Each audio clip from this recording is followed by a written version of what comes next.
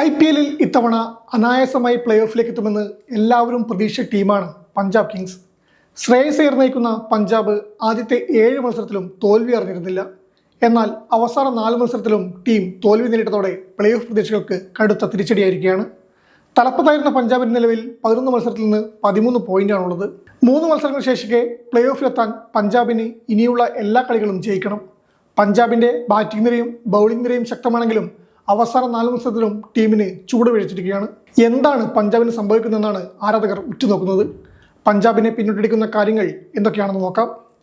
Delhi ക്യാപിറ്റൽസിനെതിരെ 264 runs പിന്തുടർന്ന് ജയിച്ച് റെക്കോർഡിടാൻ പഞ്ചാബ് കിങ്സിന് സാധിച്ചിരുന്നു.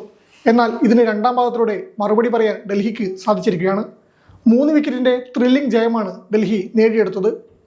ആദ്യം ബാറ്റ് ചെയ്ത പഞ്ചാബ് കിങ്സ് 5 വിക്കറ്റിന് 210 റൺസ് എടുത്തപ്പോൾ ഡൽഹി ഒരു ഓവറും 3 വിക്കറ്റും ബാക്കി നിർത്തി വിജയലക്ഷ്യം മറികടക്കുകയായിരുന്നു.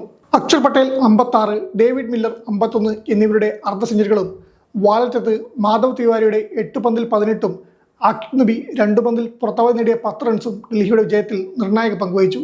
ഇതോടെ ഡൽഹി പ്ലേ ഓഫ് പ്രതീക്ഷ നിലനിർത്തിയിരിക്കുകയാണ്. മത്സരത്തിൽ ഡൽഹി 20 ഓവറും പേസർമാരെ കൊണ്ട് മാത്രമാണ് പന്തെറിച്ചത്. ഇതേ തന്ത്രമാണ് പഞ്ചാബും പയറ്റിയത് എന്നതാണ് എടുത്തു പറയേണ്ടത്. പിച്ച് ഫ്ലാറ്റ് ആയിരുന്നതിനാൽ സ്പിന്നർമാർക്ക് വലിയ ആധിപത്യം ലഭിക്കില്ലെന്ന് ഉറപ്പാണ്. അതുകൊണ്ടാവാം ഇത്തരമൊരു നീക്കം 2 ടീം നടത്തിയത്. എന്നാൽ പഞ്ചാബിന് ഒരു ഓവറെങ്കിലും യുസ്വേന്ദ്ര ചാഹലിന് കൊടുക്കാമായിരുന്നെന്നാണ് ആരാധകർ പറയുന്നത്. ശ്രേയസ് അയ്യർ ചാഹലിനെ വേണ്ട പോലെ ഉപയോഗിക്കുന്ന വിമർശനം ശക്തമാണ്. ബെൻ ഡൗറിഷ്യസും മാർക്കസ് സ്റ്റോയിനിസുമെല്ലാം തല്ലുവാങ്ങിയപ്പോൾ ഒരു ഓവറെങ്കിലും ചാഹൽ നൽകി പരീക്ഷണം നടത്താമായിരുന്നു.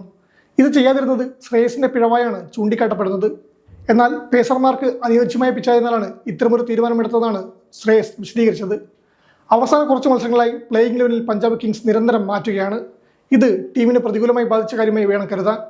പഞ്ചാബിന്റെ താരങ്ങളെല്ലാം മികച്ചവരാണെങ്കിലും അവസരത്തെടുത്ത് ബൗളിംഗ് നിരക്ക് ഉയരാൻ സാധിക്കുന്നില്ല.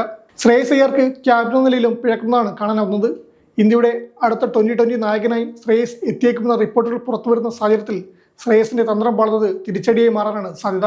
ശേഷിക്കുന്ന 3 മത്സരത്തിലും ജയിക്കാനാവാത്ത പക്ഷം പഞ്ചാബിന് പ്ലേ ഓഫ് ഉറപ്പിക്കാനാകില്ല. ശേഷിക്കുന്ന 3 മത്സരത്തിൽ Mumbai Indians, royal Challengers Bengaluru, Lucknow super giants എന്നിവരാണ് പഞ്ചാബിന്റെ എതിരാളികൾ. ഇതിൽ മുംബൈയും ലക്നൌവും ഇതിനോടകം പുറത്തായവരാണ്. നഷ്ടപ്പെടാനൊന്നുമില്ലാത്ത ഈ 2 ടീമും കടന്നാക്രമിച്ചാൽ പഞ്ചാബിന് കാര്യങ്ങൾ കടുപ്പമാകും. പഞ്ചാബ് കിങ്സിനെ സംബന്ധിച്ചിടത്തോളം ഇത് വെറുമൊരു പോരാട്ടമല്ല, മാനം കാക്കാനുള്ള തിരിച്ചുവരവാണ്. കൈപ്പിടിയിൽ ഒതുങ്ങുമെന്ന് കരുതിയ പ്ലേ ഓഫ് സ്ഥാനം അവസാന നിമിഷം കൈവിട്ടു പോകുന്നത് ആരാധകർക്ക് ചിന്തിക്കാൻ പോലുമാകില്ല. മുംബൈയും ലക്നൌവും ടൂർണമെന്റിൽ നിന്ന് പുറത്തായി കഴിഞ്ഞു. അതുകൊണ്ട് തന്നെ അവർക്ക് നഷ്ടപ്പെടാൻ ഒന്നുമില്ല. അങ്ങനെയുള്ള ടീമുകൾ കൂടുതൽ അപകടകാരികളാകും എന്നതാണ് പഞ്ചാബ് നേരിടുന്ന ഏറ്റവും വലിയ വെല്ലുവിളി. ശ്രേയസ് അയ്യർ എന്ന നായകൻ തന്റെ തന്ത്രങ്ങൾ മാറ്റിയേ മതിയാകൂ. ചാഹലിനെ പോലുള്ള അനുഭവസമ്പന്നരായ താരങ്ങളെ കൃത്യസമയത്ത് ഉപയോഗിക്കാനും പ്ലേയിങ് ലെവലിൽ പരീക്ഷകൾ ഒഴിവാക്കി ഒരു സ്ഥിരത കണ്ടെത്താനും പഞ്ചാബിന് സാധിക്കണം.